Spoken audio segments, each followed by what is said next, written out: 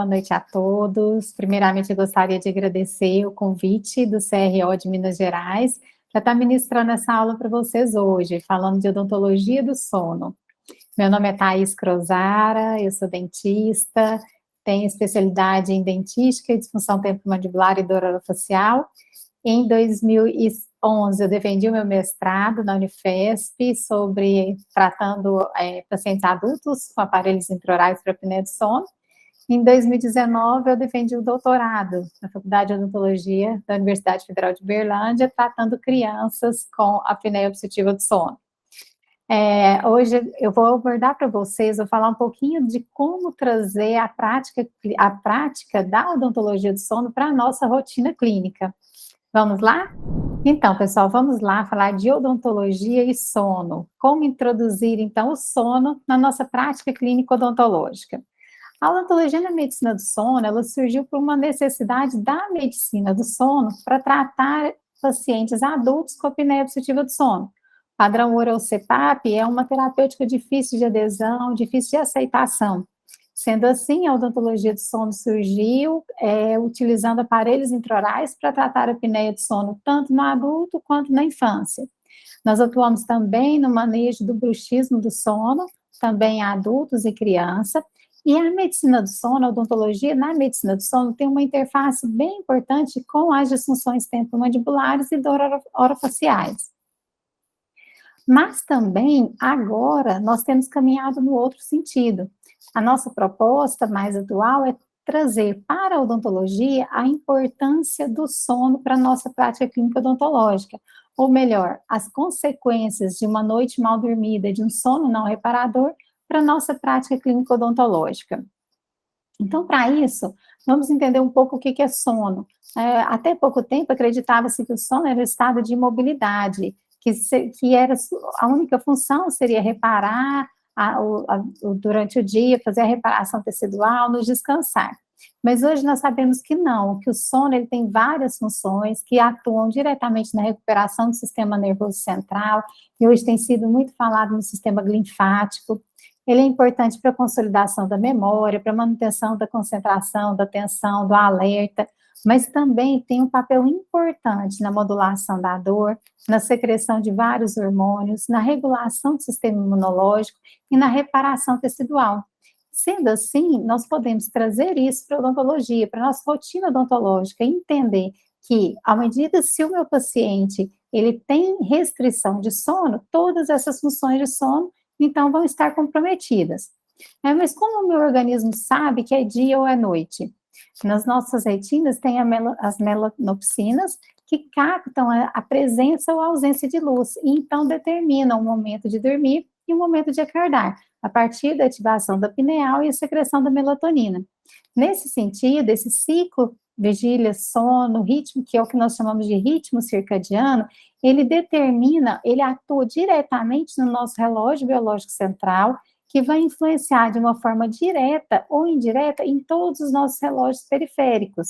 E isso determinando, então, a temperatura corporal, a secreção hormonal, o padrão alimentar, qual é o melhor horário para realizar atividade física, qual que é o impacto de se trabalhar de dia, de noite, trabalhadores em turno, determina a nossa atividade, a nossa vida social e influencia diretamente no nosso metabolismo. Mas, se o sono tem todas essas funções e vai agir diretamente em todo o nosso organismo, será que todas as pessoas precisam do mesmo número de horas? Nós sabemos que, ao longo da vida, vai ocorrendo uma diminuição da necessidade de número de horas, de uma forma que um bebê recém-nascido pode acordar de 3 em 3 horas para mamar. E vai diminuindo essa necessidade de horas ao longo da vida, até que por volta de 6 a 13 anos, nós já precisamos de 6 a 11 horas, e na adolescência de 8 a 10 horas, e vai nos diminuindo de uma forma que os idosos chegam a precisar de 5, 6 horas de sono. Mas será que os adultos todos precisam do mesmo número de horas? Nós sabemos que 70% da população precisa de 6 horas e meia a 8 horas e meia de sono. Mas isso não é para todos. Nós temos também os curto-dormidores, que precisam de, no máximo, 6 horas e meia de sono, e eu tenho os longo-dormidores, que precisam de, no mínimo, 8 horas e meia de sono. E por que que é importante nós falarmos isso? Porque uma das principais sinais clínicos de restrição de sono, de um sono de baixa qualidade, é justamente a sonolência excessiva durante o dia. Então, será que o meu paciente ele está em restrição de sono ou será que ele está tendo um distúrbio de sono associado? Então, perguntar para o meu paciente quantas horas de sono ele dorme é fundamental para que a gente possa descartar ou conduzir esse paciente no sentido de avaliar se ele está em restrição voluntária ou se essa sonolência pode ser em decorrência do distúrbio do sono. Nós sabemos, pessoal, que o sono ele está funcionalmente ligado à vigília, né? Uma noite mal dormida traz como consequência um dia tenso, menos concentração, menos atenção, mais desgaste.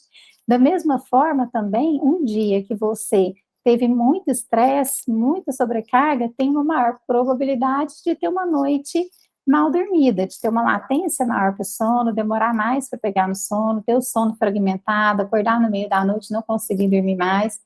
Da mesma forma que uma noite bem dormida nos traz um dia mais produtivo, mais reparador. E esse ciclo, né, se eu durmo mal e tenho uma noite mal dormida, se eu durmo bem, tenho um dia seguinte de boa disposição, eu preciso orientar e explicar para o meu paciente, então, as consequências de uma noite mal dormida e os benefícios, então, de ter um sono reparador. E essa restrição de sono, esse sono de baixa qualidade, ele pode ser em decorrência de uma restrição voluntária de sono, como eu falei para vocês, pode ser desde uma pressão social, de sair à noite várias vezes, os trabalhadores em turno, que hoje nós sabemos que eles não conseguem sincronizar o sono, simplesmente pelo fato de eles estarem acordados durante o período da noite, eles já sofrem o impacto eles já são prejudicados com relação ao sono. Aquelas pessoas que trabalham e estudam acabam tendo menor tempo mesmo de sono, e temos também as patologias, os distúrbios do sono. Com certeza, os principais são a insônia e a apneia obstrutiva do sono. Lembrando que quem está em restrição de sono, muitas vezes é o paciente apneico e o seu companheiro. E vários outros fatores também podem levar a uma restrição de sono, desde de drogas lícitas e ilícitas que diminuem que aumenta a latência para o sono, deixa o sono superficial fragmentado. Condições dolorosas também podem levar a uma condição de restrição de sono. E a mãe, né, aquele bebê que acorda de 3 em 3 horas para mamar, será que ela está em uma condição de restrição de sono? Então, é muito importante a gente entender se o sono tem todas aquelas funções. Eu falei para vocês que essa restrição de sono, ela pode ser voluntária ou pode ser patológica. Então, o nosso paciente, ele precisa saber dos benefícios que ele tem para que possa, então, adotar medidas que vão favorecer uma melhor qualidade do sono. E na prática clínica odontológica, o que essa restrição de sono pode nos trazer? Se eu falei para vocês dos benefícios do sono, a restrição de sono vai trazer um estado pró-inflamatório, um prejuízo na reparação tecidual, uma maior percepção dolorosa, alterações metabólicas, um rebaixamento imunológico, sonolência, fadiga, levando também ao maior risco de acidentes, além de estresse, ansiedade. Nesse sentido, eu posso pensar, então, que será que essa maior percepção dolorosa favorece meu paciente a ter condições de hipersensibilidade dentinária, de ter mais percepção de limiar de dor reduzida, então, podendo ter um quadro mais agudo relacionado às disfunções temporomandibulares, né, o processo de prejuízo de reparação tecidual, o estado pró-inflamatório, o rebaixamento imunológico, podendo levar aí as condições de lesões não cariosas, inflamações gengivais, problemas periodontais. Nós sabemos que o bruxismo, principalmente o de vigília, ele está muito relacionado a estresse, ansiedade, então essas condições clínicas, elas podem influenciar, levar diretamente a consequências na nossa cavidade oral. Além disso, maior risco de acidentes traz também o maior risco de acidentes de face, com traumas e perdas de estruturas dentárias também. A literatura nos traz, pessoal, que a restrição de sono e a maior percepção dolorosa tem uma relação cíclica e bidirecional. Quando nós falamos de dor aguda, nós sabemos que o paciente que está com dor, ele tem uma tendência a aumentar o tempo para pegar no sono, que é o que nós chamamos de latência para o sono, e muitas vezes a condição dolorosa pode despertar ele durante a noite. Agora, quando essa condição dolorosa, ela persiste transformando, então, passando de um quadro agudo para um quadro de dor crônica, o comprometimento crônico também da qualidade do sono vai cronificar essa condição dolorosa, diminuindo, então, o limiar de dor, principalmente trazendo, né, um quadro de hiperalgesia associado aí a alterações de humor. A literatura descreve que 44% dos pacientes de dor crônica apresentam algum distúrbio do sono. 37% dos pacientes de dor orofacial apresentam insônia. E os distúrbios do sono, aparentemente, eles parecem, o que a literatura nos traz de evidência até o momento, que os distúrbios do sono precedem condições dolorosas. Ou seja, um indivíduo que tem algum comprometimento na qualidade do sono, ele está mais suscetível a apresentar condições dolorosas. Com relação à restrição do sono e alteração periodontal, nós sabemos, pessoal, que 47% da população apresenta alterações periodontais. E a literatura já nos traz que existe uma associação direta e independente entre a doença periodontal e a qualidade do sono. Que aqueles pacientes portadores de diabetes, que eles dormem mais de 7 horas de sono por noite, eles têm um efeito protetor no desenvolvimento de periodontite. Que existe uma associação entre doença periodontal e apneia obstrutiva do sono, e uma maior prevalência de periodontite em pacientes portadores de apneia.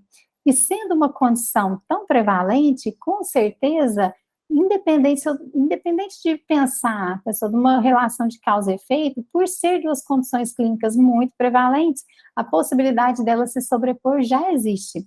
Certo? E o que a literatura tem nos trazido é que a qualidade do sono, uma baixa qualidade do sono, favorece, então, um prejuízo, um comprometimento nas condições periodontais. Esse trabalho é bastante interessante, que ele veio trazer uma relação entre comprometimento de qualidade de sono e perda de estrutura dentária. Ele teve como objetivo avaliar a possível relação do desgaste dentário em si com distúrbios odontológicos do sono. E o que ele chama de distúrbios odontológicos do sono é a dor orofacial, a hipossalivação, o bruxismo, doença do refluxo e a apneia obstrutiva do sono. E eles descrevem que existe uma relação direta e indireta entre a perda de estrutura dentária, a hipersensibilidade dentinária, hipossalivação, desgaste dentário, bruxismo, a doença do refluxo gastroesofágico e a apneia obstrutiva do sono. E eles sugerem o seguinte, que existe essa associação direta e independente entre a perda de estrutura dentária e os distúrbios odontológicos do sono. Esse outro trabalho, também avaliando restrição do sono e perda de estrutura dentária, ele fez o inverso. Ele avaliou a frequência de apneia de sono em pacientes portadores de desgaste dental. E avaliou também o papel do dentista nesse processo de identificação da doença, de identificação de um possível paciente portador de apneia obstrutiva do sono. E eles observaram que quanto maior a probabilidade de perda de estrutura dentária, maior era a gravidade da apneia obstrutiva do sono desse paciente. Então, eles descrevem que a prevalência de apneia foi 3 vezes maior nos pacientes com desgaste dentário, e quanto mais grave a apneia, maior a perda de estrutura dentária. E eles sugerem também que os dentistas devem considerar a perda de estrutura dentária um possível fator de risco da apneia obstrutiva do sono. Esse outro trabalho, ele vem associar comprometimento na qualidade do sono com a ortodontia e a ortopedia, e ele descreve, pessoal, que os pacientes que têm um alto risco de desenvolver distúrbios respiratórios do sono, eles têm 2 vezes mais chance de ter condições esqueléticas dentárias que necessitem de correção, que necessitem de uma intervenção ortodôntica. Eles escrevem também que essa população que necessita dessa intervenção ortodôntica, ela tem maior prevalência de enurese noturna, ela tem mais sobrepeso e tem mais sinal e sintoma de TDAH, que são características que são sinais clínicos importantes da apneia obstrutiva do sono. Então, esses autores, eles recomendam que todo dentista, todo ortodontista investigue os distúrbios respiratórios do sono. E quando eu penso, pessoal, na sobreposição da restrição do sono com uma possível intervenção cirúrgica, E aí eu posso pensar em qualquer tipo de intervenção cirúrgica orofacial, desde cirurgias maiores, como cirurgia ortognática, extração de terceiros molares, instalação de implantes, correção, né, de saúde periodontal e também a reanatomização, cirurgias estéticas. Quando eu penso em intervenções cirúrgicas e a restrição do sono, não é difícil da gente entender e imaginar que um paciente no pré-operatório, ele está mais estressado, está mais ansioso, e isso por si só pode levar a uma alteração do padrão de sono. A literatura traz, como eu mostrei para vocês, que os pacientes que têm dor, eles têm uma percepção de sono de pior qualidade.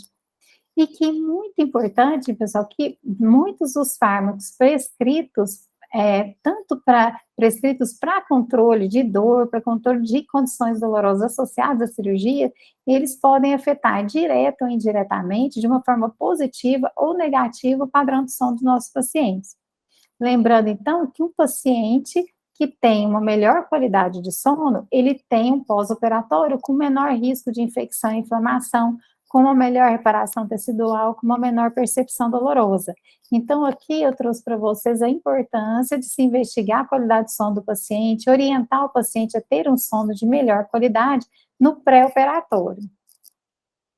Então, se eu falei para vocês da importância do sono, das consequências do comprometimento da qualidade do sono e também das consequências clínicas odontológicas que os distúrbios do sono e a restrição do sono podem trazer para a nossa prática clínica odontológica, eu trouxe para vocês agora como investigar, então, a qualidade do sono do meu paciente. Como que eu sei, Thais, então, se o meu paciente tem ou não tem um sono de boa qualidade? Sempre, para você colocar, investigar a qualidade do sono do seu paciente, minimamente você precisa colocar na sua ficha clínica de anamnese essas perguntas. Que horas costuma dormir, que horas costuma acordar, se tem dificuldade para começar a dormir ou para manter o sono, e aí essas duas perguntas sinalizam principalmente, investigando principalmente um quadro clínico de insônia. Se alguém já falou que ronca, ou se alguém já falou que para de respirar enquanto dorme, se mexe muito, ou se acorda cansado, essas condições, principalmente se ronca, se para de respirar enquanto dorme, ou se mexe muito, tem buscando investigar também a apneia obstrutiva do sono. E se acorda cansado, pode ser um distúrbio do sono, ou também uma restrição voluntária de sono. Então, se você perguntar, fizer essas perguntas para o seu paciente, ele responder sim para alguma delas, você pode sugerir, então, que ele procure um especialista em sono para que possa investigar e tratar essa condição. Mas se você falar assim para mim, não, Thais, eu gostaria de investigar um pouco mais a qualidade de sono do meu paciente. Então, eu sugiro para vocês usarem a escala de sonolência de Epworth, que ela é autoexplicativa, ela avalia a sonolência excessiva diurna do seu paciente, e ela gera, a partir de perguntas simples e contagem direta, ela gera um score onde uma pontuação acima de 10 sugere uma sonolência excessiva durante o dia. Então, esse paciente deve investigar a sonolência. Lembrando que a sonolência, ela pode estar associada à restrição voluntária de sono, pode estar associada a um distúrbio do sono, mas tem várias condições clínicas que também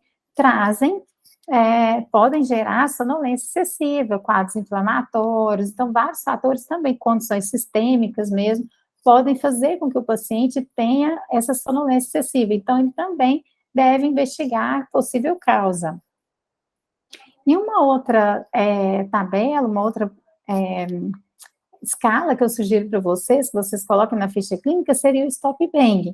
O Stop Bang, ele busca rastrear para a apneia obstrutiva do sono, e são 8 perguntas muito simples. Se o paciente ronca, se ele se sente cansado durante o dia, se alguém já observou que ele para de respirar, se é hipertenso, mesmo fazendo uso de medicação, né, se é hipertenso controlado, ele deve pontuar aqui também. Se tem um IMC maior do que 35 ou mais de 50 anos, ou uma circunferência cervical superior a 41 centímetros em mulheres, ou 43 centímetros em homem, e ser do sexo masculino, se o paciente responde sim para pelo menos 3 dessas perguntas, ele tem um risco intermediário de ter apneia obstrutiva do sono. Então, se a gente pensar num homem com mais de 50 anos hipertenso, num homem com sobrepeso que ronca, é muito prevalente. Então, a probabilidade do paciente ter apneia obstrutiva do sono, ela é grande mesmo, tá? Então, para investigar a qualidade do sono do seu paciente, se ele apresentar uma escala de sonolência de Epworth acima de 10 ou um stop bang acima de 3, a gente sugere, então, que você ou encaminhe para o médico de sono ou solicite um exame de polissonografia, que é o padrão ouro para você avaliar a qualidade do sono. Lembrando que, tá, e será que o dentista pode pedir polissonografia? Sim, nós podemos pedir. Nós podemos solicitar qualquer tipo de exame, desde que vai interferir no meu diagnóstico e vai influenciar o meu protocolo terapêutico. Então, sim, nós podemos pedir polissonografia, mas é claro que você deve pedir se você souber interpretar. Se não, é preferível que você encaminhe ele para um especialista em sono, para que esse especialista conduza. Certo? Então, eu já falei para vocês da importância do sono, das consequências do sono de pior qualidade, como investigar a qualidade do sono do meu paciente, mas como eu posso orientar o meu paciente a ter uma melhor qualidade de sono? Existe o mecanismo que a gente chama, as orientações que nós chamamos de higiene do sono. Higiene do sono são as medidas que esse paciente deve, que nós, todos nós, né, devemos adotar ou evitar nas 3 horas antes de dormir.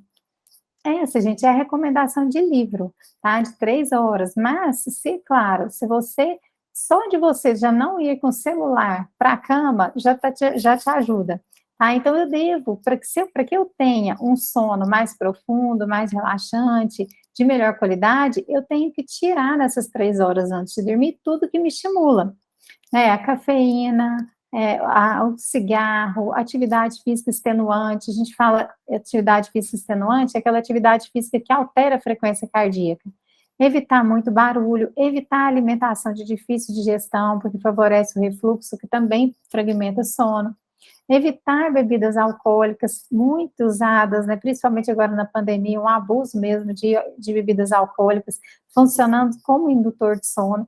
Mas o álcool, apesar dele induzir o sono, ele deixa o sono mais superficial, mais fragmentado. Alguns medicamentos que levam um relaxamento maior da musculatura devem ser adotados com muita cautela nos pacientes com apneia obstrutiva do sono, porque pode agravar o quadro clínico deles, e evitar todo estímulo, estresse, concentração, que tudo que te exige muito uma necessidade de concentração maior também deve ser evitado. E tablet, celular, qualquer instrumento eletrônico que emita luz azul também deve ser evitado, porque ela inibe completamente a secreção da melatonina, que é um dos principais hormônios do nosso sono. Então, se essas medidas eu devo evitar, também tem algumas medidas que eu posso adotar que vai melhorar, favorecer a minha qualidade de sono. Se eu falei para vocês que uma alimentação pesada pode comprometer a qualidade do meu sono, uma alimentação leve é interessante. Não é bom que você vá dormir com fome, que o seu paciente vá dormir com fome, né? Eu falei para evitar atividades que exijam muita concentração, muita atenção, evitar a exposição a celulares, mas você pode ler um livro, uma bíblia, alguma coisa que vai te relaxar em papel ainda, para não ter esse estímulo luminoso. Se a atividade física extenuante deve ser evitada, uma caminhada favorece a qualidade do seu sono. Principalmente nos pacientes apneicos, o decúbito lateral, ele também melhora a condição de sono do paciente. E a literatura tem nos mostrado que uma temperatura por volta de 20 graus no quarto, para aquelas pessoas que têm condição, ela favorece a indução do sono.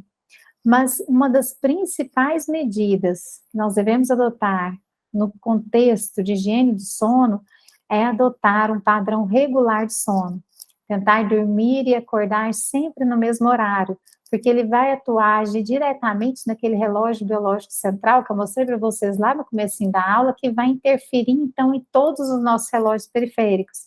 Então, ter um padrão de sono regular durante a semana, durante o fim de semana, é fundamental para que você tenha uma melhor qualidade de sono e que essa qualidade de sono interfira e influencie de forma positiva na parte metabólica do seu paciente. Certo?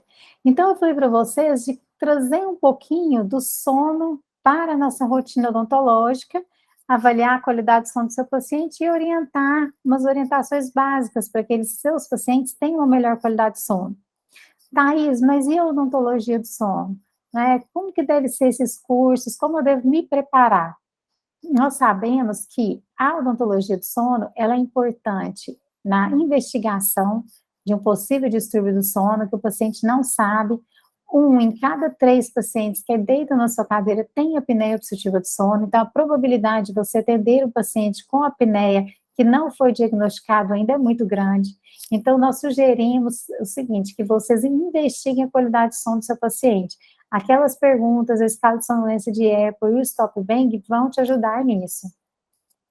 Mas a odontologia do sono, ela também atua identificando a doença, solicitando e analisando exames de polissonografia ou poligrafias e fazendo uma anamnese detalhada e abrangente do meu paciente. Porque a gravidade da doença, ela não se baseia apenas no IAH, que é o índice de apneia e hipopneia por hora de sono, mas ela se baseia também nas consequências clínicas dessa doença no meu paciente e também a partir de vários outros parâmetros que estão descritos ali na polissonografia. Então, eu preciso saber quando solicitar, que tipo de polissonografia, o que esses exames têm de possibilidade de entrega, né? O que eles podem me mostrar? Quais são as ferramentas ideais para se identificar, para se avaliar o estado clínico de cada paciente? E quando eu penso em tratamento, eu preciso conhecer não só os tratamentos cirúrgicos e clínicos dentro da odontologia, mas eu preciso ter um olhar, para que eu possa integrar uma equipe multiprofissional, eu preciso ter esse olhar mais abrangente. Eu preciso conhecer os demais tratamentos, saber quando eles estão indicados e qual a expectativa de resultado desses tratamentos. Isso porque eu posso encaminhar, eu sei que a fonoterapia, ela tem um resultado muito positivo, mas o que eu posso esperar do resultado da fono? Não é? A gente sabe que o CPAP é o padrão ouro de diagnóstico, mas como eu posso, quando indicar, o que aqueles relatórios que o CPAP nos traz, o que eles estão querendo dizer do meu paciente, né? Será que esse meu paciente tem uma apneia só quando está de barriga para cima? Então, será que adotar uma terapia posicional pode ajudar esse paciente?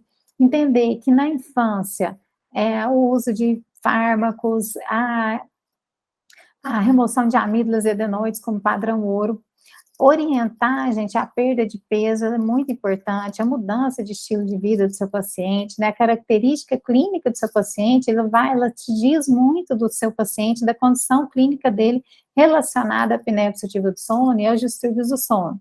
Existem também as cirurgias de tecido mole, que são realizadas pelos otorrinos, que melhoram ali a via aérea do paciente, favorecendo um menor esforço respiratório.